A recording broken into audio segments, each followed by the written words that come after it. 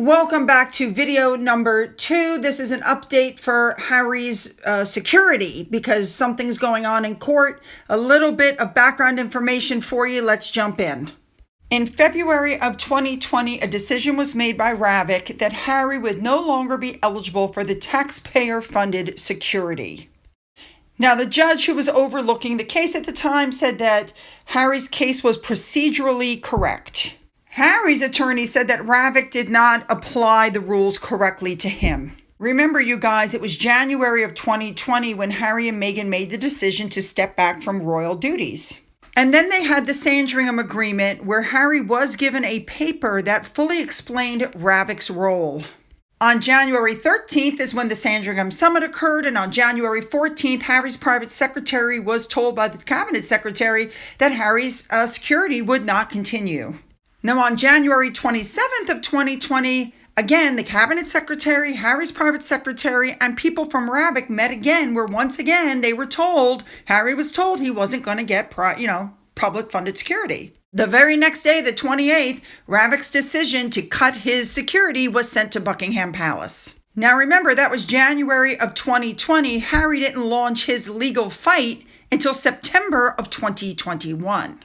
In July of 2022, he was told he could have his judicial review. Move forward now to December of 2023, where the High Court heard Harry's case. And his case was dismissed in February of 2024. So Harry requested to appeal because it's not like the United States. You can't just appeal. You have to request to appeal. Now remember, back in February, Judge Peter Lane, who by the way I believe is retired now, stated that the government panel's decision to give Harry security on an as-needed basis was not unlawful, unjustified, or irrational. Insofar as the case-by-case approach may otherwise cause some difficulties, they have not been shown to be such as to overcome the high hurdles so as to render the decision-making irrational. So since he was told that he could appeal, the Court of Appeals has said it will hear Harry's challenge because there was a direct application from Harry's lawyers. And so now, they're going to go.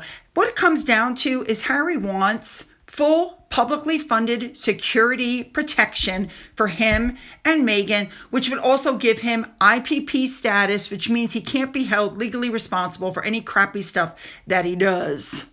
Judge David Bean, who granted permission for the appeal, said he was persuaded, and I'm quoting, not without hesitation, that Harry's challenge on the grounds that Ravik had not followed its own stated policy had a real prospect of success. The case against the government is just one that, of many that Harry has brought. So here's what it comes down to. Harry is basically asking Ravik to re-look at his case again. And it's going to be a no. He's not going to win, but he's not going to stop. So he's finally given a permission to appeal. So then what did he do? He requested to have his appeal heard by the end of July because he was planning at that point to go to Nigeria. And of course, since then, we know he's gone to Colombia. And he wanted the UK to help pay for his security while he was on those trips. No, I'm not kidding. The judge, however, refused the application to expedite these proceedings, stating that Harry waited over a year to file in the first place, so no, he wasn't going to let Harry jump the queue. Harry actually lodged 5 reasons why he should get his appeal. And of the 5 things that he lodged, 3.5 of them were thrown right out the window. So the 1.5 that he's being allowed to appeal on, if you can imagine, is number 1.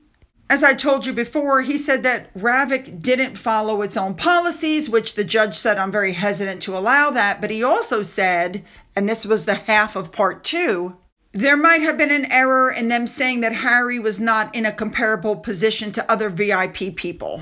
Now, you should know that the 5th thing that he broached was the cost of the legal proceedings because he owes a bill of over £1 million. So basically, he owes this money, but they're saying that if he wins the appeal, then they'll revisit the amount. But I'm telling you now, he's not going to win this appeal. He's appealing to go before Ravik again. Ravik is getting really irritated with him, and I sincerely doubt that they're going to change his minds. Okay, there's your recap.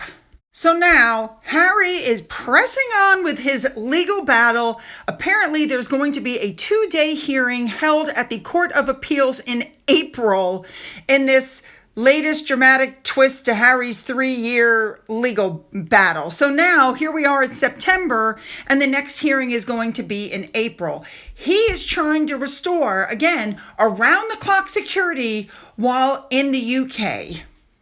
Remember, it's being reported he wants to come back to the UK more and more, and I think Meghan and the kids refuse to go there without all that high protection that they get everywhere else. We know, as I just told you, Harry has comprehensively lost a frankly hopeless bid to appeal, but he's going to press forward.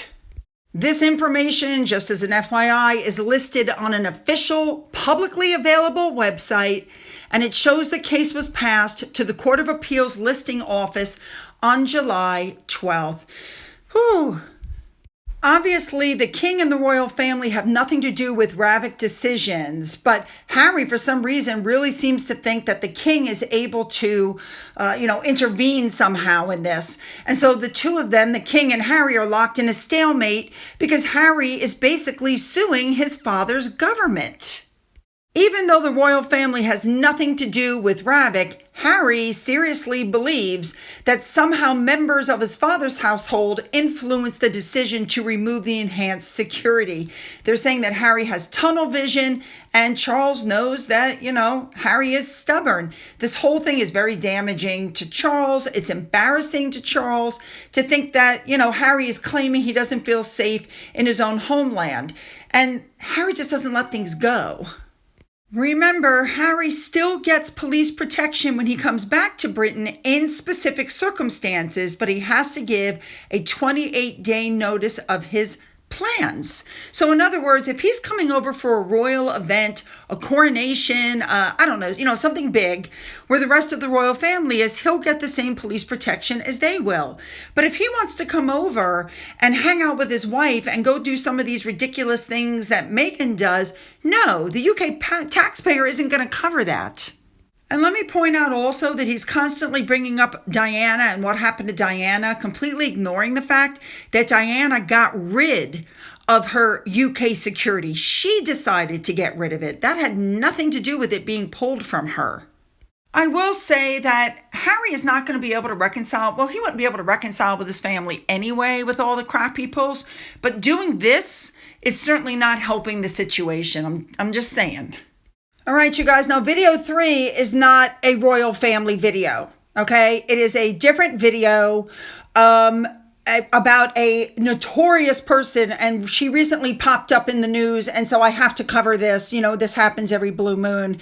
I don't know, people out of the United States may not know who this is, or you may. So the link is in the description box. Just go on down, click it, and let's go.